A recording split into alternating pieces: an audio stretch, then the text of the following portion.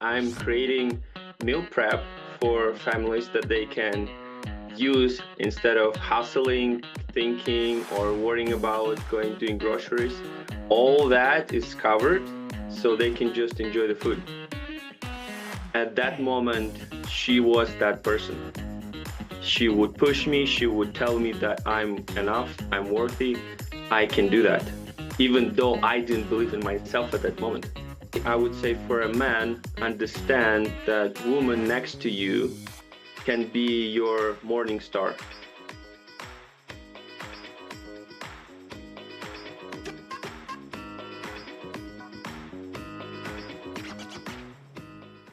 Hi and welcome at What is Your Gift? Today we have Igor. Igor is a private chef.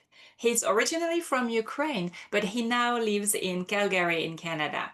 His passion is all about cooking.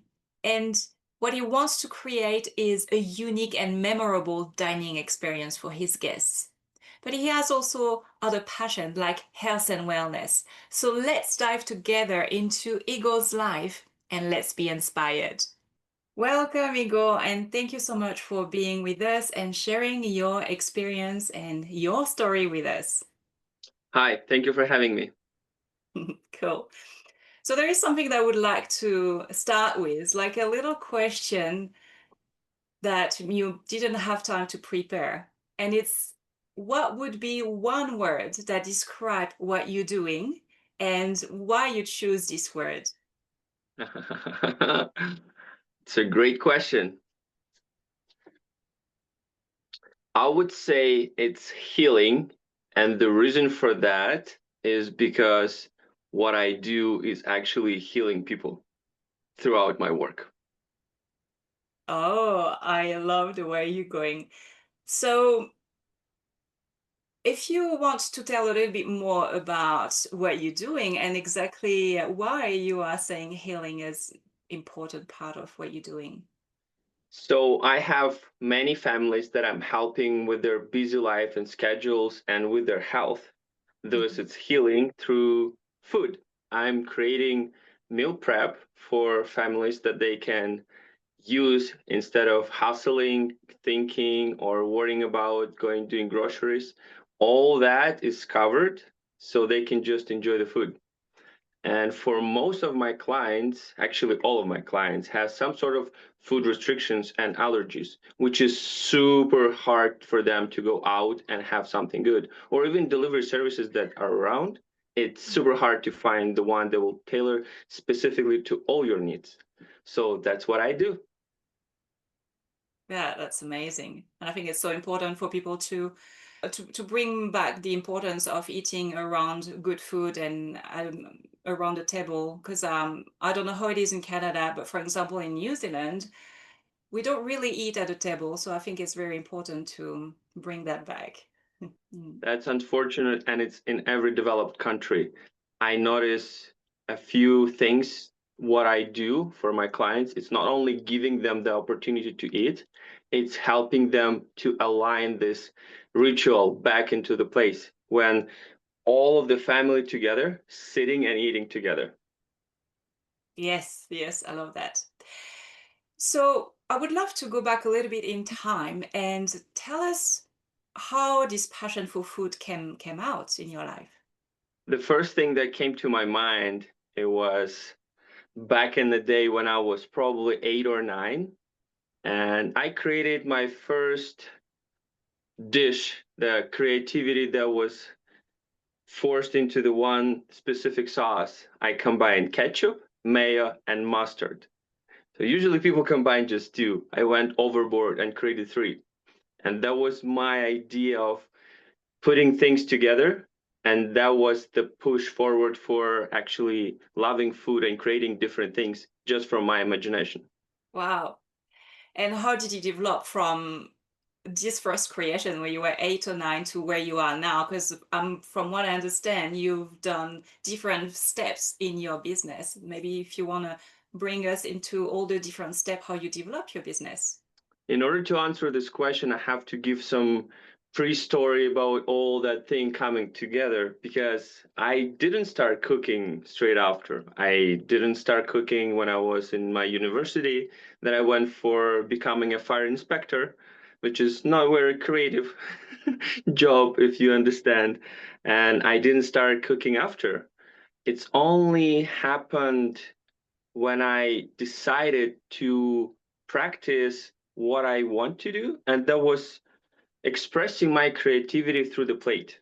I'm really bad at writing pictures or anything that involves my hands. But for some reason, maybe because of my mom, she's also a chef, I was actually capable of creating things on the plate. And that was only when I was in my mid 20s, when I realized I can do that for fun and having joy with my friends. It still didn't help me to get to the position where I am right now, because it's all about mindset, not what you're actually doing. And to answer your question, to walk you through those stages of understanding how my business is now working, is you have to remember that COVID, like any other crisis that massive amount of people experiencing, is always an opportunity. At the beginning, I didn't see it as an opportunity. It was a collapse of my entire world. I quit kitchen. I hated cooking. I didn't want to touch anything. I neglected the food that I was eating. All of it was putting me in a spiral of never coming back. But I had a partner who trusted me and believed in me and pushed me all the time, saying that I'm capable, saying that I can do it, and always complimenting my dishes. That helped me. And also, she helped me to get my first client for my events. And that was the boost that I needed. That was the moment of realizing and building confidence by actually doing it, not just thinking about it. But it only happened after, when I started rebuilding my mindset that I'm capable, that I'm worthy, that I'm skillful enough, that I'm not an imposter, that I can actually create something meaningful. And here were all those old things when I was cooking for my friends came into place. I decided I want to do that and also make money from that. So that was the journey. Wow, wow. It's very interesting journey. And what I love in what you explain is that the mindset seems to be like a very big part in your life. And it seems that since COVID, you've learned a lot about yourself. Maybe if you want, well, the way you want, open this question on how mindset and business um, has helped you to evolve to where you are right now. I had a thought this morning, and it's actually really the point of this question. You have to believe that you can do the work, and you have to do the work in what you believe. And what I mean by this, if you start doing things that you believe you can do, and you have a mindset that you're actually capable of doing that, this collaboration within yourself help you achieve anything you want. And you were mentioning that you had a good friend that really believed in you and really pushed you. Is that something important, you reckon, in anyone that wants to create something or that have a bit of doubt, self-doubt, having someone to push, do you think it's something important? It is very important, especially I would say for a man, understand that woman next to you can be your morning star. At that moment, she was that person. She would push me, she would tell me that I'm enough, I'm worthy, I can do that, even though I didn't believe in myself at that moment. But hearing that constantly every day and every single occasion, when she would hype me up for me no reason, I felt that even though I didn't accept myself as all of those traits, that constant reminder is a great opportunity for everyone who has anything to do with their self-development and business. If you have a person next to you who will support you and tell you that you're that person, you can eventually become that. You'll start to believe in that too. Wow. And I guess it helps when you have fear or doubt, because as a business entrepreneur, you probably have that often. That's actually was one of the biggest things for me. Not anymore. I stopped feeling fear because I know the excitement is the same part of the coin. So now I feel excited. Okay, can you develop a bit more about that? Because so many people are scared of starting something. Yes, so fear is basically projecting of unknown that you have no control over. And excitement is projecting of unknown that you have no control over, but you want to have it. So you want to go inside of it rather than avoid it or trying to protect yourself. So when you think about this shift, I have projects, I have things, I have events that I don't know the dishes. I haven't done those dishes in many years. And this creates excitement rather than fear because fear will paralyze you, but excitement gives you that energy. How can I make it? And what I learned from listening to many people who achieved success in their own way, you have to be assertive in the world. You have to put yourself towards the world and figure things out. At the beginning, it's really hard to believe in yourself that you're even capable in anything. And that's when you have to, I believe, have a partner if you're young. If you're a bit mature, you have to have that inner structure within yourself to tell yourself, yeah, I'm capable. I don't know how, I don't know when and what, but I will make it happen. Uh, that made me think, when we were talking about um, fear versus excitement, a lot of people suffer from procrastination. And I believe it's a part of fear. We are fear, so we are just thinking too much in our mind. And so we never take action. But we can have this excitement in the head, but it's still this procrastination. So, what would you say to someone suffering from procrastination to overcome this problem? As Jordan Peterson say, many people think through talking, so that's why I'm trying to think before I'm going to express myself. Yesterday, I had a chance to watch an episode from Adam Raw, who explained the treasure hunt about our life and how we get through different checkpoints, especially as creative people.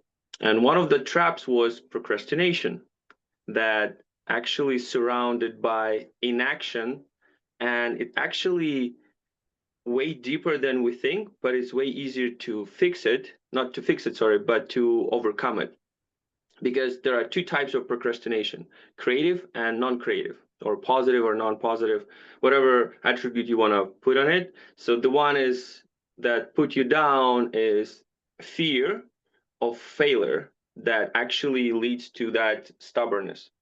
The another one, procrastination, is when you need your brain to have a wonder time to get the idea cultivated and get up and sorted through many of other things that you're working at the same time thinking. So you need that time to procrastinate in order to create something better. But people forget that this part is the tiniest part because you have to do the work all the time in order to get to that stage when you need to procrastinate and let your brain wander. For people who are fear the failure, who are people for the procrastination that literally paralyze them and they in a spiral will do that, unfortunately.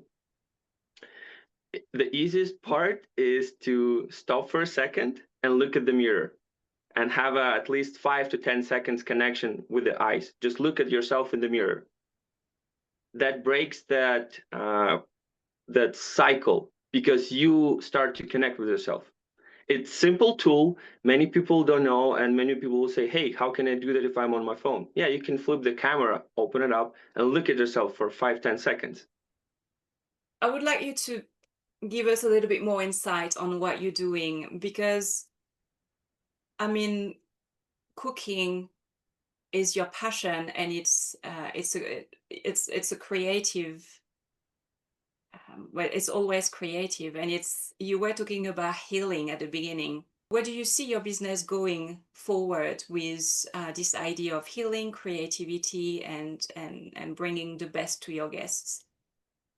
So I want to correct you. Cooking is not my passion. It's Oh, the skill that I developed. Yes, okay. I don't have passion for cooking. I have passion for creativity and using food as a byproduct. What my passion is health. So Okay. this is why the healing plays the crucial role. I started to learn about all sorts of healing practices, the way we eat and the way the food affects us, the way environment affects us. So all those things are like a little ball that expands, expands, and expands. And that's why I changed the way I start cooking and preparing for all my clients, especially for meal prep who are looking for healthy stuff that will help them go through the process of healing themselves through food. One of my thing is healthy and delicious. There are no compromises. So with this thing in place, when I combine the top ingredients, when I'm combining the best thing I can find on the market, when I combine all the knowledge that I sifted through my head to find the best solution to manage your blood sugar, to work with your hormones, to understand your cycles, to see how your muscle grows and water retention works, how other things put in place, all that knowledge is sifted through, and then the menu is created on top of it. 90% of that information is not disclosed to my clients because it's a boring data. But when they're actually interested, that's when I can explain to them, this is the reason why we're doing this and that and that. This is why it works, and this is why you have the process of healing happening. And of course, I can only heal them to the degree. And I told it to every of my meal prep clients that there is a path I can walk you through and guide you with the food. There's an emotional part that you have to work on yourself. And for my event clients, whereas food for pleasure, you would think that there is no way you can implement this. It's quite the opposite. Every single dish is tailored to experience different textures, like up to 6 different textures in a salad. So your brain kind of explodes. And each meal is tailored to that way. So you don't have that spike of insulin. You don't have the sugar crash. You don't have that feeling of stuffed turkey on the Thanksgiving night. And also, if you have an alcohol, which is not a very positive thing for your system, it still managed to have lots of fats and lots of proteins to mitigate the effects and extract the best out of it, which is one of the ferments that we all thrive for from wine specifically is its name of it's a supplement that I'm taking, and it's a trans resveratrol, if I think I pronounce it correctly. So this is the main compound in wine, which is good. You have to drink like liters of wine to get it, though. So if combine all of this, I can create the environment for people to have access to healing process through food. That's what I'm trying to achieve now with opening a company that I will train more chefs, have a literally special kitchen for that, that it can accommodate more than 5 families that I can physically do right now, to expand it to 20 families. But the main key here is to have that emotional connection with every single client, because that's the only thing matter. Food is great and will help you, but me sending them every single day a text message, how do you feel, how was the food, how was the kids, how was that, what was any progress on this, it helps them feel included and taken care of, and the food Wow. just complements that. It's a very holistic program that is englobing so much more. Wow, you just blew my mind here. This is a concept pretty new. Like, have you ever come across similar ideas before? I've not seen this type, but I am aware of different chefs who have holistic or um, non-traditional medicine approach, Ayurveda education, that they will use specific herbs and different remedies to incorporate, and that's how they create their menus. I don't know if anyone in Calgary, in my location specifically, have any sort of things, because my clients who found me, they told me they were looking for a while and they couldn't find anything. I never really thought about food that way, to be honest. Not as deep, not Thank as you. deep. Yeah. From all what you're saying, what would you say to someone who has a passion around health and want to improve their well, their food intake? What would you tell this person? Experiment on yourself first and do it religiously and write it down so you can track back and see the evidence that coming actually for you. And if you're a female, throughout multiple cycles, throughout multiple stages, it's important because your hormonal things will change drastically every single aspect of your healing. For men who doesn't go to therapy but do gym, track the effect after the gym, how all those factors are involved in your healing process. If you're trying to change your habits with the food, you have to write down not the calories, not how much you ate, but how you feel after, and how you wake up and feeling energized. Because the calories doesn't matter if the food is depleted, the amounts doesn't matter if you feel great. It's all about how you feel at that moment and after. If the food is nurturing you, if you're on the right path, and sometimes you're not. Sometimes you're doing harm, and you'll see it in the actual data that you're doing harm. And I did it to myself. I experimented before offering to my clients things that I wasn't sure, that I knew from different health practitioners. And I said, okay, let me test on myself. Let me be the guinea pig and say, hey, this works. Okay, I have a client with a similar request. Let's test on them and let them know about this. After 2 weeks, they say, yeah, it works. Okay, after a month, it works. Okay, there's another client that I would say, hey, there's a way of doing this. There is a protocol. Do you want to try it? And we go from there and we'll see. So it's important for those people who are seeking health and changing with their food intake is to experiment on yourself and just record the feelings, how you feel after the food, how you feel after that interaction with the food.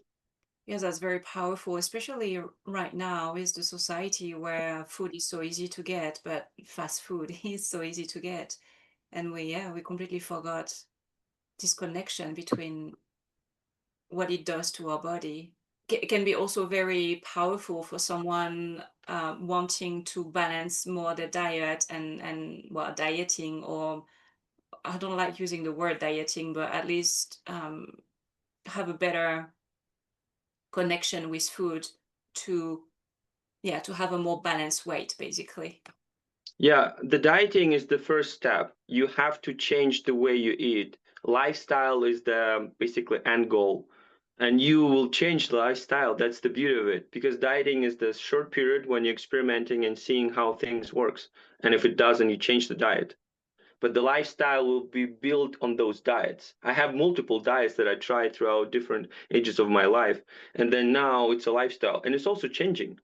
Like Right. just a year ago, I didn't do one meal per day, but now I do. And I found it works for me. Wow. And is it something that you are bringing to to your client, to your guests? This is this a program that you want to create where they can sort of figure it out what is the best for them, or that's too much? That's the actually part of the meal prep. It's incorporated. I'm asking so many deep questions that many doctors don't ask, which put my clients into that highlight spot that they feel uncomfortable. But somehow I developed the trustworthiness to that towards them, and they are pretty open about things that help me help them achieve their goals. Wow, I'm loving it. Sucks that you're living so far away. I would have tried. Okay, so going forward, well, I guess you already talked a little bit about what you are creating. Are there any other exciting preparation program ideas that are coming into life in your work? There is one project, big project that I cannot talk too much right now because it's just in the very beginning and I'm excited, not scared, even though the feeling was pretty similar and I had to flip the coin and I had to pay a big price. And that was putting a lot of emotions on top of it because you're investing, but you don't know what's going to happen and how it's going to change you. But what my coach told me at that moment, sorry, on the first call one on one, that you were ready with your mindset. You just found me because I can help you achieve that goal faster. Basically, when you go to therapy, you can do all the work on yourself. You can learn and do the books and do the breathing and do a bunch of other things that will help. Or you can use therapy and just speed up the process. And Wow. the other thing also works. So for me is just to have things that help you going through without forgetting that you have to embody everything. So the mindset shift that I had, it goes exponential, but you have to believe in yourself. And right now I'm heading for a month vacation and I'm canceling two big events. And the only reason I can do that because I know that I'll have more, that I'll have enough. And that change is the very much embodied in me. I don't have to think, I don't have to worry. I believe, I know. That's the power you gain. So when you start something scary again, and I have no idea how to do cold calls, have to do talking to different corporations about things that I have no awareness of, like a business part. It's a new thing for me, but that's the idea. Hey, I'm just going there. I'm just putting myself out there, and I'll figure it out. And I love also because you speaking openly about seeing therapist or coach, and maybe if you want to touch base a little bit in this area, because I think it's very important if we want to improve that, but we are open to actually have help and seeking a therapist um, professional can really help us to grow. That's true. The moment you realize that you can ask for a help, and that help will trampoline your self-awareness, success, and all sorts of things, that's when you open yourself, as Bruce Lee said, to a teacher, when you become a student. So when you say, hey, I don't know this, but I want to learn, I want to understand myself better, that's how you can get to the point of changing your life. I've been in therapy for the last 5 years, almost every week. Mhm. And the way the therapy now for me is totally different the way it was before. So you can see things in yourself more. You can see things in other people. And it helps me a lot. It helps me a ton when I'm in the environment with my clients and I can read the room perfectly. I can see who I can talk to. I can see how I can come to the person and I can use my communication skills to elaborate things. I can understand why and what's happening. It really important to be self-aware of who you are and then using the help from coaches and therapists and breathing and all those meditation parts that you can incorporate in your life. It's just tools that will help you be the best version of yourself. I agree 100% on that one. My last question would be, is there any question that I didn't ask and you would love me to ask? Yeah, there's one question that the answer to what I'm stumbled one more time as of today. It's how are you dealing on that journey when you're changing, growing, and the people surround you not? Ah, yes, very good question. You answer? There is a beautiful book by Mel Robbins. It's called Let Them. And Mhm. the principle of that book is you just have to let them be themselves. And you don't try to pull anyone with you unless they're willing to. But you also don't let them put you down. And Mm. I just changed another circle of buddies and friends just recently. New stage for me. They're way back and they don't want to grow. or they're growing in different ways than we are growing. Yeah. They're growing in a different speed as well. And it's Mm. important to understand that if they're willing to catch up, oh, yeah, you will put a lot of effort to that. Mm. Even though I'm not trying to rescue anyone. But when you feel that someone is passionate, but they don't have resources or they're in the same path as you, so you want to share that. That's how I found every other person who is above me on my path. So I Mm. can go and get all the information from them and knowledge and mistakes that I can go over. So when you have this, it's fantastic. You can pull them. They don't pull you back because on the process of teaching them, you learn more. But when people don't and they go sideways or they pull you down, that's the time when you have to cut them off. And sometimes you will cut almost everyone. Wow. And that's the moment when you have to have the inner structure and feel okay being alone. Wow. Yeah, that's so powerful. Thank you for sharing that, because I believe it happens to more people than we think. And it's really hard when that happens, for sure. If people want to connect with you, how do they do that? I will put that in the bio, but Yeah, I would say the best way probably reach out to my Instagram. It's chefigor.yyc. Or you can just find all information about me on my website, chefigor.ca. And the best way will be just send me a text on Instagram and telling me why you're interested in something, or just like one of my posts. That will be a good start for a conversation. sounds good. Thank you so much, Igor, for taking this time with us. I'm really, really happy and thrilled and grateful. All the best in your project and in what you are creating in your life. Thank you so much. I really appreciate the questions and the opportunity to share. I hope will be helpful for someone to see that little light so they can go towards it and find strength in themselves to do that first step and actually achieve the life they wanted to. Thank you. That's perfect. Have a wonderful day. Bye. Thank you. Bye.